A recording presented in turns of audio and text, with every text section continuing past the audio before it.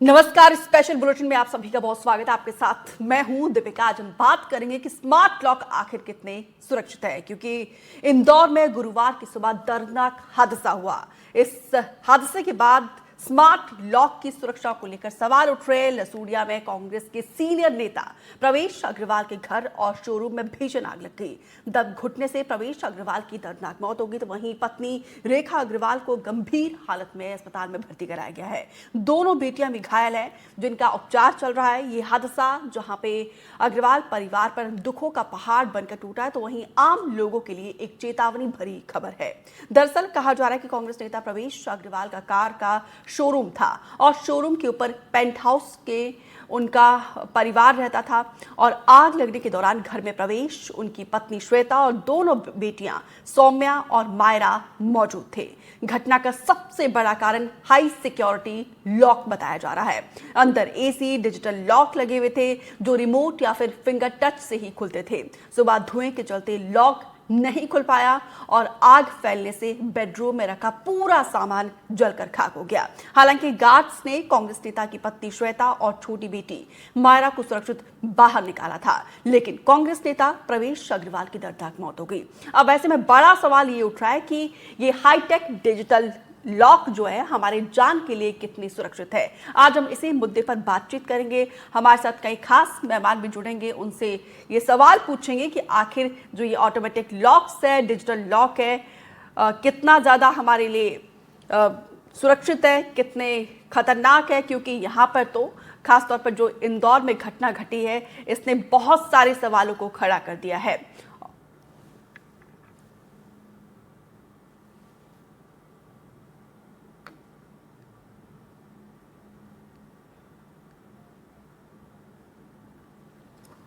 और इस पर बातचीत करने के लिए खास मेहमानों का पैनल हमारे साथ जुड़ रहा है। Prabhakar Kumar digital lock expert है, ओपी गुप्ता फायर एक्सपर्ट है। आप दोनों मेहमानों का हमारे साथ जुड़ने के लिए बहुत बहुत शुक्रिया। सबसे पहले प्रभाकर कुमार, आपके पास आते हुए, क्योंकि ऑटोमेटिक लॉक या फिर डिजिटल लॉक लगाने के लिए अच्छा खासा रकम इस पर हम लोग खर्च करते हैं अपनी सिक्योरिटी के लिए, लेकिन इंदौर की घटना ने तो इसी सवाल को लेकर, इसी सिक्योरिटी को लेकर सवाल खड़े कर दिए। जिस लिहाज से जीवन की सिक्योरिटी के लिए इस लॉक को लगाया गया था, वही कहीं ना कहीं भारी पड़ गई है। नहीं, सभी दर्शकों को मेरा नमस्कार। सबसे पहले हमारी संवेदनाएं हैं अग्रवाल साहब और उनके परिवार के साथ। देखिए, कोई भी टेक्नोलॉजी, कोई भी गैजेट अगर बनाया जाता है मार्केट में, तो हमारी सुविधा के लिए बनाया जाता है। इसके अपने अपने फायदे हैं तो अपने नुकसान भी हैं। कोई भी गैजेट है तो उसके अपने कॉन्सिक्वेंसेस होते हैं। इसको सेलेक्ट करने के लिए हमें बेसिकली 2-3 पॉइंट को ध्यान में रखना चाहिए कि हम एक बेहतर टेक्नोलॉजी का यूज करें। ऐसा नहीं होता है कि आप कोई भी गैजेट यूज कर रहे हैं जो वो कोई भी उठाया और लगा लिया। हमें टेक्नोलॉजी पे फोकस करना चाहिए, एनक्रिप्शंस पे फोकस करना चाहिए, और लगाने के बाद सबसे ज्यादा और इम्पोर्टेंट चीज है कि क्या हमने जो गैजेट लगाया है उसको प्रॉपरली मेंटेन कर रहे हैं। जी, मेंटेनेंस इज वेरी इंपॉर्टेंट। मैं मेंटेनेंस पे बार बार फोकस करता हूँ कि हर एक गैजेट, हर एक इक्विपमेंट्स का मेंटेनेंस बहुत ही जरूरी है, ताकि समय पड़ने पे कोई मुश्किल ना हो, इजीली ऑपरेट हो। और सही इमरजेंसी कभी कभी आता है madam, once in a life time, जो कि हमने घटना देखा है कल। दरवाजा, वो शायद बेटी लॉक थी, वो दरवाजा खोलने की कोशिश करी बाहर से और दरवाजा नहीं खुला। हो सकता है वो होपलेस हो, ऑपरेट नहीं कर पाए हो। डिजिटल लॉक के अपने फायदे होते हैं, उनके पास रिमोट कंट्रोल, मल्टीपल तरीके से हम उसको ओपन कर सकते हैं। रिमोट कंट्रोल बेस्ड ओपन का टेक्नोलॉजी होता है। आप थंब इंप्रेशन से खोल सकते हैं, वॉइस कमांड से खोल सकते हैं। Apart from that manual lever and knob भी होता है मैडम, जिसको हम ऑपरेट करके खोल सकते हैं डोर्स को, लॉक को। तो सेफ्टी पॉइंट ऑफ व्यू से टेक्नोलॉजी अगर डेवलप की गई है तो सेफ है, 100% सेफ है। लेकिन उसको प्रॉपरली मेंटेन करना, वाईफाई से कनेक्ट होता है, उसके सॉफ्टवेयर को मेंटेन करना भी बहुत ही जरूरी है। ध्यान रखना चाहिए, हमें टाइम टू टाइम मेंटेनेंस जरूर लेनी चाहिए हर एक इक्विपमेंट्स की। बिल्कुल, यहाँ पे मेंटेनेंस नहीं लेना, और कहीं ना कहीं हम ऐसे हाईटेक टेक्नोलॉजी का तो इस्तेमाल करते हैं, उससे फ्रेंडली भी नहीं होते हैं, और ऐसे हालत में तो कहीं ना कहीं इंसान जो है खुद भी होपलेस होता है। तो ऐसे में कैसे इन चीज़ों से डील करें, ये भी एक बड़ा रीज़न है। ओपी गुप्ता जी, अब आपके पास आते हुए, क्या ये हाईटेक सिक्योरिटी जब आप लोग पहुंचते हैं ऐसे हादसों को रोकने के लिए, उस समय भी आड़े आती है?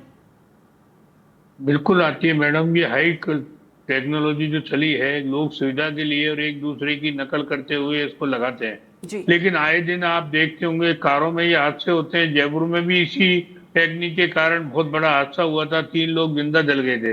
वो खोल ही नहीं पाए डोर को। तो ये सुविधाएं एक बार तो लोग बाग अपने सुविधा के लिए लेते हैं। देखिए हमारे में ये लोगों को दिखाते हैं, साहब ऐसा है, हम रिमोट से खोल रहे हैं, और अब ये देखिए मोबाइल में देखिए अब हम यहाँ से खोल सकते हैं, यहाँ से देख सकते हैं क्या हो रहा है।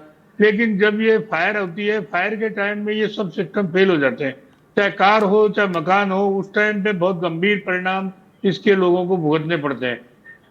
तो इसलिए हमारा तो ये रहता है कि भाई ऐसे लोगों को या तो उनका बिल्कुल प्रॉपर ध्यान रखा जाए। ये तो ज्यादातर एक सिक्योरिटी ओपन द्वार अलग से होना चाहिए, या उसका खोलने का सिस्टम एक अलग से ऐसा होना चाहिए कि जिसको आदमी मैन्युअली भी कर सके। ये डोर होते हैं, उसमें ज्यादातर क्या होता है, बाहर से भी एक चाबी होती है लगाने की, उस चाबी से खोल सकते हैं। यदि वो फेल हो गया तो चाबी का सिस्टम होना चाहिए। लेकिन कई लोग उसको लगाते हैं, कई लोग नहीं लगाते। वो तिजोरियां होती है, उसमें बाहर से अगर वो सिस्टम फेल हो जाता है तो चाबी से खोलने का सिस्टम होता है। जी। इसी तरह मेरा ये है कि भाई जो डिजिटल लॉक हो उनको बाहर से भी खोलने का, मैनुअल खोलने का सिस्टम जरूर होना चाहिए। और हर मकान में ऐसे जहाँ लॉक लगाए जाए, इमरजेंसी गेट अलग होना चाहिए जिसमें डिजिटल लॉक नहीं हो के मैनुअल लॉक हो। तो इससे फायदे हैं। वरना जितनी ज्यादा सुविधाएं आप लेंगे, जितने ज्यादा लग्जरियस बनेंगे, उतने ज्यादा खतरे बढ़ जाते हैं। बिल्कुल। प्रभाकर कुमार जी, हम देखते हैं विदेशों में तो लोग जो है काफ़ी फ्रेंडली होते हैं, वो बाकायदा नॉर्म्स का पालन करते हैं, उनको पता होता है कि ऐसे सिचुएशन में कैसे डील करना है। हम तो देखा देखी में लगा तो रहे हैं, लेकिन क्या एसओपी का पालन किया जाता है? डेफिनेटली किया जाता है मैडम, एसओपी का पालन किया जाता है, ऐसा नहीं है कि नहीं किया जाता है। द मेन फैक्टर कहाँ आता है, इनिशियली हमने लॉक लगा दिया, जैसा जी। कि साहब ने बोला, मैकेनिकल की ओवरराइड होता है। लॉक, डिजिटल लॉक आप लेंगे तो उसमें मैकेनिकल की ओवरराइड होता है, जो मैकेनिकली ऑपरेट कर सकते हैं, लीवर के थ्रू ऑपरेट कर सकते हैं या नॉब के थ्रू ऑपरेट कर सकते हैं। ऐसा नहीं है कि आप मैकेनिकली उसको ऑपरेट नहीं कर सकते हैं। आप उसको सी जी। अगर हम इसको रिलेट करें कल की घटना से, तो जी। एक घबराहट भी मेजर फैक्टर था कि वो 2 बेटियों को तो बचा लिया, तीसरी बेटी को जब डोर ओपन करके तो वो इतना घबराए हुए थे और स्मोक इतना फैला हुआ था कि वो बिल्कुल, हो सकता है कि उस समय उनका सेंस काम ना किया हो, उन्होंने नॉब को नहीं घुमाया हो, नहीं चलाया हो, डोर नहीं खुला हो, तो ये भी पॉसिबिलिटीज है। डिजिटली जो चीजें हैं, सारे प्रोसेस को फॉलो करके, सी इंस्टॉलेशन तो मैं फोकस कर ही रहा हूँ, इंस्टॉलेशन के बाद बाद मैं बार बार कह रहा हूँ कि मेंटेनेंस बहुत इंपॉर्टेंट है। लो बैटरी अलार्म, जी। बैटरी अगर डेड हो जाती है बिल्कुल। तो भी प्रॉब्लम हो सकता है। टेक्निकल ग्लिच आ गया लॉक में, अगर टेक्निकल है, गैजेट है, ग्लिच आ गया तो भी प्रॉब्लम हो सकती है मैडम।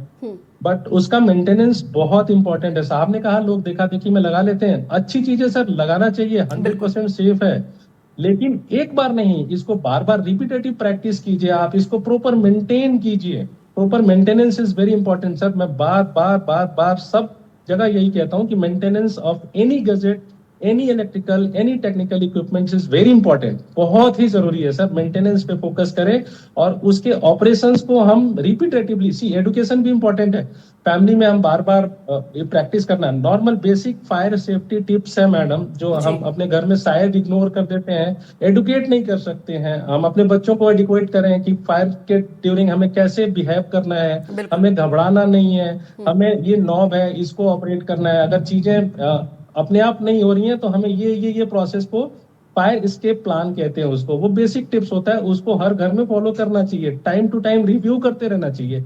हर एक सदस्यों को एक बार जरूर सोचना चाहिए कि हमें इन केस ऑफ फायर कैसे एस्केप करेंगे। शायद 90% लोग मैडम हम लोग मिस आउट कर जाते हैं इस पॉइंट पे। जी।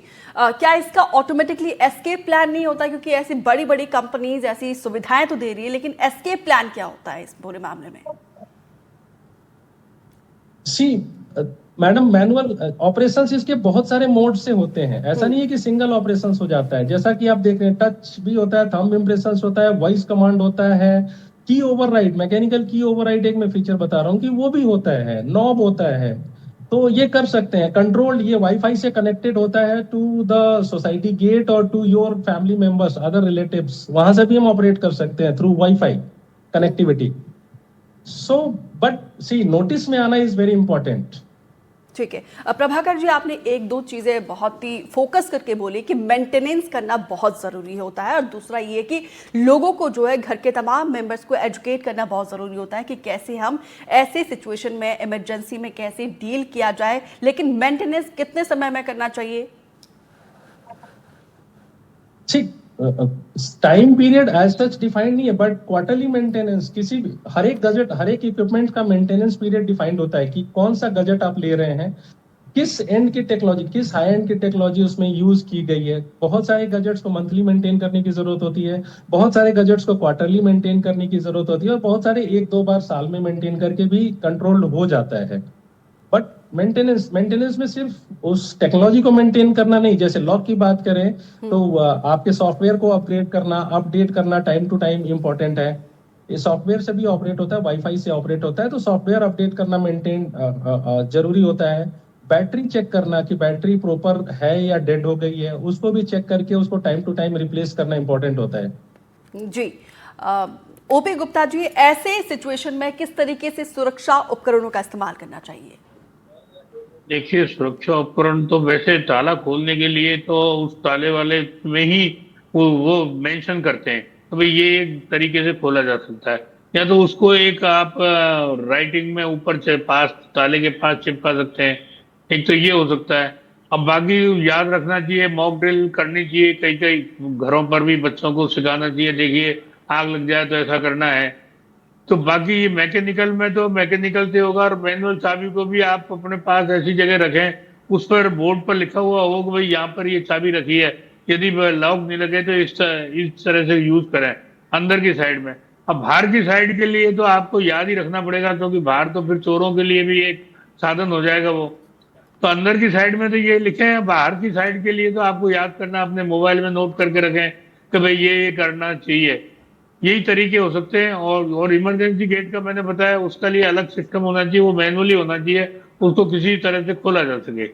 ये दो तीन उपाय इसके ज्यादा बेटर है।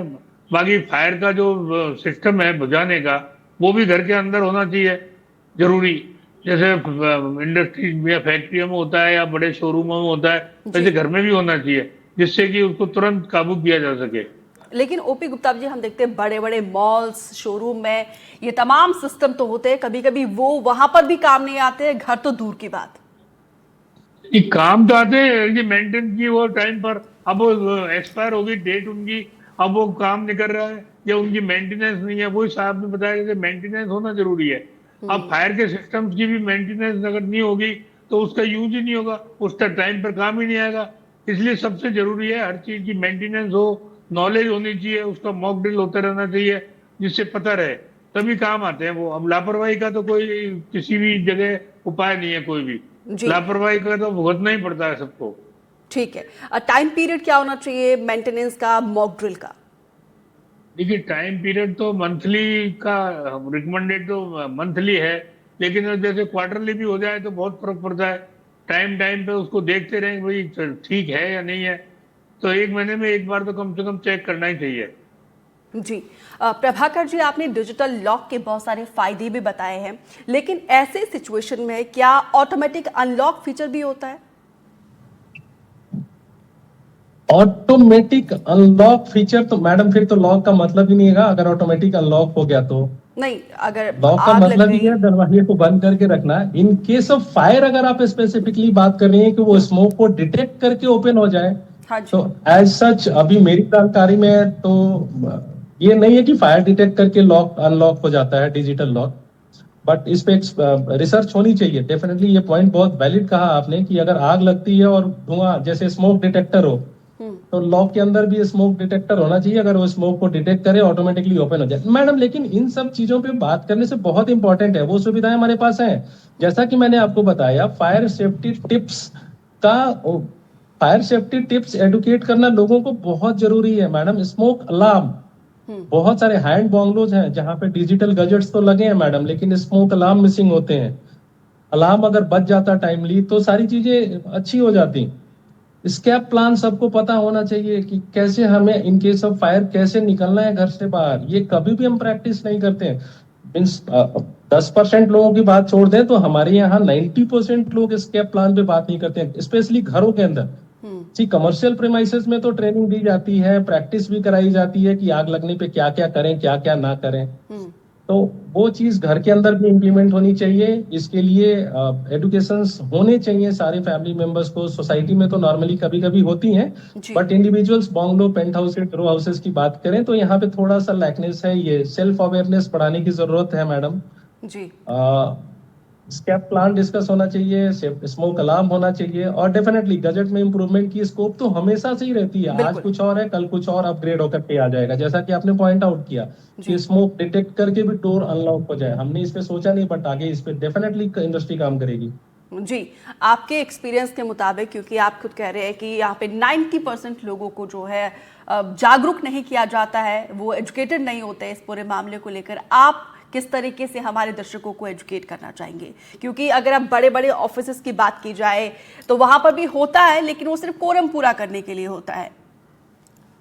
जी, नहीं, मैं सभी दर्शकों को से यही निवेदन अनुरोध करना चाहूंगा कि अगर वो किसी कॉर्पोरेट में है, किसी ऑफिस में है जहां से उनको ट्रेनिंग मिली है, या फायर सेफ्टी पे वो एक बार बात करें। मैनुअल्स अवेलेबल है, मैनुअल्स को पढ़ें। जब वो घर ले रहे हैं तो क्या क्या फायर एक्सटिंग्विशर्स तो बहुत दूर की बात होगी मैडम, जी एक्सटिंग्विशर्स तो होने चाहिए, लेकिन बेसिक फायर टिप्स घर पे जरूर डिस्कशन करना चाहिए। हमने कभी, मुझे नहीं याद है, मैं किसी भी फैमिली से मिलता हूं तो मुझे नहीं पता कि कभी भी उन्होंने फायर एस्केप प्लान के बारे में डिस्कस किया हो। कभी भी नहीं करते ये लोग कि इनके सब फायर हम जाएंगे कहाँ, निकलेंगे कैसे, कौन से डोर को यूज करेंगे, कहाँ पे इकट्ठा होंगे, हमें कौन सा, इन केस ऑफ फायर हम घर से निकल भी गए तो क्या हमें लिफ्ट को यूज करना है या नहीं करना है, स्टेयर्स से जाना है, ये सारी चीजें तो जाननी चाहिए।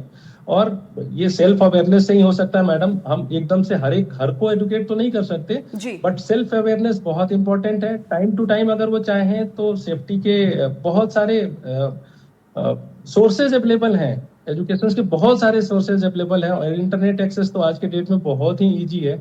और हाई एंड गजट की जब हम बात करते हैं तो गजट से भी लोग तो बहुत ही एडुकेटेड होते हैं। उनको इस मुद्दे पे अपने घर के अंदर 10 मिनट डिस्कशन करना ही चाहिए, अपने फैमिली के साथ बैठ के, बच्चों के साथ बैठ के, एल्डरली लोगों के साथ बैठ के, कि अगर ऐसा सिचुएशन आता है तो हम कैसे रिएक्ट करें। घबराएं नहीं, इजीली चीजों को ऑपरेट करें। इलेक्ट्रिकली ऑपरेट नहीं होता है तो मैकेनिकली, मैनुअली ऑपरेट करने की कोशिश करें। लॉक के केस में नॉब होता है मैडम, अगर नॉब को रोटेट करेंगे इन साइड से तो डोर ओपन हो जाएगा। अगर फायर अलार्म बजता, वो लड़की नॉब मैकेनिकली, मैनुअली ऑपरेट करके गेट से बाहर आ गई होती तो बहुत बहुत सारे सिचुएशन आज डिफरेंट होता। लेकिन प्रभाकर जी देखिए, ये जो हादसा हुआ वो कोई आम घर में नहीं हुआ है, यहाँ पे सभी लोग जागरूक होंगे, सबको पता होगा, लेकिन इसके बावजूद हादसे का शिकार हुई, इतनी बड़ी क्षति हुई है, तो ऐसे में लोगों के मन में एक डर और सवाल तो है ये। जी जी, बिल्कुल सही कह रही है, वो बिल्कुल आम घर नहीं था मैडम। चीजें हुई होंगी, बट जैसा कि मैंने अभी तक सुना है कि रात का टाइम था, फैमिली सो रही थी, और अग्रवाल साहब ने कोशिश करके 2 बच्चों को बचाया। वो तीसरी बच्चे के लिए शायद गए थे डोर ओपन करने के लिए, और कुछ वहां पे प्रॉब्लम हुआ था। तो बाय द टाइम बहुत सारे स्मोक्स आ गए होंगे और प्रॉब्लम हुई होगी, घबराहट हो गई होगी। मैं आई एम नॉट श्योर कि क्या हुआ एग्जैक्टली, सिचुएशन से मैं अवेयर नहीं हूँ, बट हम अंदाजा लगा सकते हैं कि ये हो सकता है। जी, और इस वक्त हमारे साथ पंकज खरे, फायर इंचार्ज भोपाल, भी हमारे साथ जुड़ चुके हैं। सर बहुत बहुत धन्यवाद हमारे साथ जुड़ने के लिए। इंदौर की घटना ने बहुत सारे सवाल लोगों के मन में आए हैं इस इंदौर की घटना के बाद से। सर, ऑटोमेटिक लॉक तो हम लोग लगा रहे हैं, लेकिन क्या आप लोगों के द्वारा एनओसी वगैरह लिया जाता है? जी हाँ, लिया जाता है कई संस्थानों में जहाँ कंपलसरी होता है। देखिए, मैं बता रहा हूँ, फिर से आपको बताना चाह रहा हूँ। सबसे पहले तो एनडीटीवी के लिए धन्यवाद जो इस तरह का कार्यक्रम रखा है। इस तरह के कार्यक्रमों से लोगों में जागरूकता होती है, और जो भी हादसे होते हैं उनमें सबसे पहले होती है जागरूकता की कमी। यदि जागरूकता नहीं होती है लोगों में तो हादसे होते हैं। 90% हादसे मानवीय भूल से ही होते हैं। केवल 10% भी क्या, 5% जो होते हैं वो केवल प्राकृतिक आपदा से होते हैं, बाकी ह्यूमन मिस्टेक से ही हादसे होते हैं। तो हादसों में, जैसा कि यहाँ भी जांच में आ रहा है कि एक अखंड दीप जल रहा था, तो उस अखंड दीप से आग लगी है, तो ये भी एक इंसान की ही भूल है। जहां भूल करेगा तो वहां हादसे होंगे। इसी तरह के आपके जो प्रोग्राम किया है आपने, एनडीटीवी का धन्यवाद। इस तरह से लोग जागरूक होंगे। हम भी बीच बीच में इस तरह के अवेयरनेस प्रोग्राम करते हैं। जहां तक बात रही एनओसी की, तो एनओसी की अभी फिलहाल मध्य प्रदेश में सबसे ज्यादा हॉस्पिटल्स और जो नए नए निर्माण हो रहे हैं, नई नई इमारतें हो रही हैं, जैसे स्कूल कॉलेज, तो यहाँ कंपलसरी है, तो ये बाध्य हैं एनओसी लेने के लिए। जहाँ एनओसी ली जाती है तो एनओसी में लेते समय हमारी टीम आती है, फायर की टीम आती है उस संस्था में, और सारे सिस्टम का मुआयना करती है। जैसा कि सर बता रहे थे, एस्केप ड्राइंग होता है, जो ड्राइंग भी बहुत जरूरी है, जी और फायर सिस्टम चालू है या नहीं, वहाँ का जो स्टाफ है वो प्रशिक्षित है कि नहीं, ये सब चीजें देखी जाती हैं। उसके बाद एनओसी जारी की जाती है। जी पंकज खरे जी, आपने कहा कि एनओसी जारी किया जाता है, आप लोग बाकायदा चीज़ों का मुआयना करते हैं, लेकिन जिस परिवार में, जिस घर में इस तरीके से हाईटेक लॉक लगाया जा रहा है, ऑटोमेटिक लॉक लगाया जा रहा है, लेकिन वो परिवार के सदस्य उससे फ्रेंडली नहीं है, तो ये तो उनके लिए कहीं ना कहीं ऐसे हालात में उन पर भारी पड़ सकती है ये हाईटेक सिक्योरिटी। बिल्कुल, जहां तक हम एडवांस हो रहे हैं तो एडवांस होने के कुछ कुछ फायदे भी हैं और कुछ नुकसान भी हैं। अब यहाँ तक मेरे संज्ञान में आया है कि जो हाईटेक लॉक लगाया था, हाईटेक लॉक लगाने की प्रॉपर इन लोगों को ट्रेनिंग थी नहीं, प्रशिक्षण नहीं था पूरे स्टाफ को, पूरे रहवासियों को। और जहां तक हमारा फायर अमला पहुंचा था तो वो भी इस लॉक को नहीं खोल पाया था, जिस कारण से ये ट्रेजेडी हुई है और आग भी भीषण हो गई है। तो जहां आप एडवांस हो रहे हैं उसके साथ साथ आप, इसका एक ऑप्शन भी होता है हाईटेक के अलावा। हाईटेक आप सिस्टम आपने लगा लिया है, ये केवल आप अपनी धन दौलत के लिए, सुरक्षा के लिए, बाकी बिल्कुल जो अपने मानवीय है, जान माल की सुरक्षा है, ये बहुत जरूरी होती है। तो हाईटेक के अलावा उसका प्रशिक्षण होना, किसी भी चीज को आप अपनाएं, अच्छा है, एडवांस हो रहा है सिस्टम, जी सिक्योरिटी बहुत जरूरी है, लेकिन उसका प्रशिक्षण होना प्रॉपर बहुत जरूरी है। जी, लोगों को शिक्षित करने के लिए, लोगों को जागरूक करने के लिए आप लोगों की तरफ से क्या कोशिश की जाएगी सर, इन हादसों से सबक लेते हुए? हमारे यहाँ किसी भी संस्थान, school college, basically school college और शासकीय और प्राइवेट जो भी संस्थान होते हैं, हमारे द्वारा उनको प्रशिक्षण दिया जाता है। उनके द्वारा डिमांड की जाती है कि हमारे यहाँ मॉक ड्रिल की जाए फायर की, या फायर अवेयरनेस प्रोग्राम किया जाए। तो हम वहां जाते हैं और लोगों को प्रशिक्षित करते हैं। यदि 100 में से 80% ही ये जी ग्रहण करते हैं तो हमारे लिए बहुत जरूरी है।